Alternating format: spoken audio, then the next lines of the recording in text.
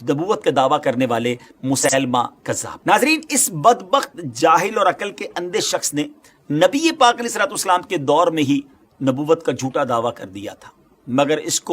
کو صفحہ ہستی سے نبی پاک کے دور میں نہیں مٹایا گیا، بلکہ مسلمانوں کے سب سے فرسٹ خلیفہ، سب سے پہلے خلیفہ، یار غار اور یار مزار سیدنا صدیق اکبر رضی اللہ تعالیٰ عنہ کی جو فوج تھی، آپ کے حکم پر اس کے خلاف باقاعدہ ایک پورا لشکر بھیجا گیا اور اسے تباہ و برباد کیا گیا۔ یہ اپنے قبیلہ بنو حنیف کے ساتھ مدینہ منورہ حاضر ہوا۔ یاد رہے کہ پہلے وہ نبی پاک علیہ الصلوۃ والسلام کے پاس حاضر ہو چکا تھا اور آپ پر ایمان بھی لے آیا تھا، مگر ایمان سے پھر کر بعد میں وہ کافر ہو گیا۔ اس نے شراب و زنا کو حلال کر دیا، نماز کی فرضیت کو ختم کر دیا، اس طرح طرح طرح کے گمراہ کن عقائد کی اس نے بنیاد ڈالی۔ اس میں سے چند کی ڈیٹیلز آپ کو بتاتے ہیں۔ نمبر 1، اس نے یہ اعلان کر دیا کہ کسی سمت، کسی ڈائریکشن کھڑے ہو کر نماز پڑھنا ضروری نہیں ہے، لہٰذا نماز کے وقت جدھر جس کا جی چاہے وہ ادھر منہ کر کے نماز پڑھے، بلکہ کسی سمت رک کر نماز پڑھنا کفر و شرک کی علامت ہے، معاذ اللہ۔ اور کہتا ہے کہ یہ کہا جائے نماز پڑھتے وقت کہ میں بے سمت نماز ادا کر رہا ہوں، استغفر اللہ۔ سیکنڈ، اس کا عقیدہ یہ تھا کہ اس نے یہ بھی کہا کہ مسلمانوں کے ایک پیغمبر ہیں لیکن ہمارے دو ہیں، ایک محمد صلی اللہ تعالیٰ علیہ وسلم، دوسرا مسیلمہ، اور ہر امت میں کم از کم 2 پیغمبر ہونے چاہیے، معاذ اللہ۔ اس کا یہ بھی دعویٰ تھا۔ تھرڈ، اس کا عقیدہ یہ تھا کہ وہ اپنے مسیلمہ کے ماننے والوں کو رحمانیہ کہلاتے تھے، اور بسم اللہ الرحمن الرحیم کا معنی یہ کرتے تھے شروع مسیلمہ کے خدا کے نام سے جو مہربان ہے، وغیرہ وغیرہ۔ باطل اور من گھڑت عقائد اس نے نافذ کیے۔ ناظرین، پورے اسلام کا گویا نقشہ ہی بدل کر رکھنے کی اس نے کوشش کی۔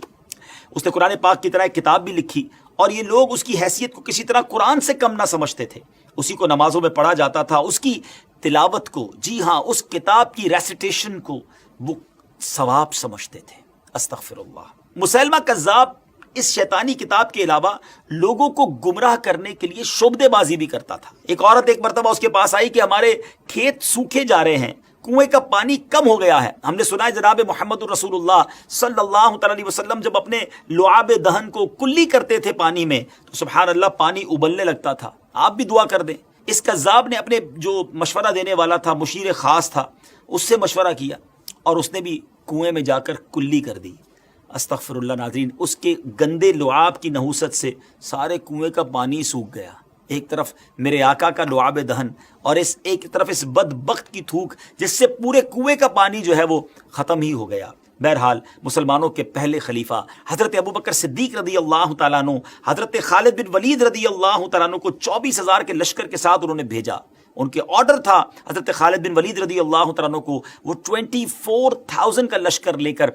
مسیلمہ کذاب کے مقابلے کو گئے، اس فتنے کو مٹانے کے لیے گئے۔ مسلمانوں کے سامنے جو لشکر تھا وہ 40,000 کا تھا۔ جی ہاں ناظرین، 40,000 لوگوں کا لشکر مسیلمہ کذاب کی طرف سے آیا، خوب لڑائی ہوئی، مگر اللہ تعالیٰ نے مسلمانوں کو سکسس، فتح نصیب فرمائی، اور یہ بدبخت کذاب جو تھا مسیلمہ، یہ حضرت وحشی رضی اللہ تعالیٰ عنہ کے ہاتھوں سے مارا گیا۔ حضرت وحشی رضی اللہ تعالیٰ عنہ یہ وہی ہیں کہ جو اسلام لانے سے پہلے جن کے ہاتھوں حضرت حمزہ رضی اللہ تعالیٰ عنہ شہید ہوئے تھے۔ جب انہوں نے مسیلمہ کذاب کو قتل کیا تو ایک جملہ کہا کرتے تھے کہ میرے ہاتھوں سے اسلام کے بھی سب سے بہترین شخص جو ہیں وہ قتل ہو گئے تھے، چونکہ وہ ایمان نہیں لائے تھے، مگر گویا کفارے کے طور پر وہ کہا کرتے کہ اللہ نے مجھے یہ بھی موقع دیا کہ کفر پر جو سب سے زیادہ نبی پاک کا گویا دشمن تھا، کذاب تھا، نبوت کا دعوے دار تھا، اللہ کا مجھ پر احسان ہے کہ وہ میرے ہاتھ سے مارا گیا۔ اس جنگ میں مسیلمہ کی فوج کے